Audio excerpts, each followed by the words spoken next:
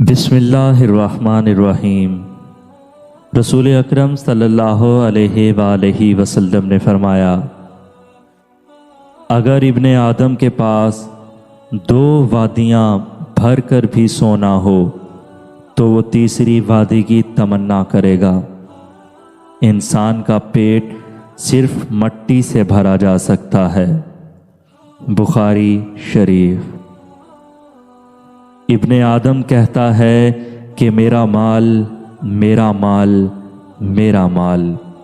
نادان، تیرا مال تو وہ ہے جو تو نے کھا کر ختم کر دیا، یا پہن کر پرانا کر دیا، یا خیرات کر کے آگے بھیج دیا۔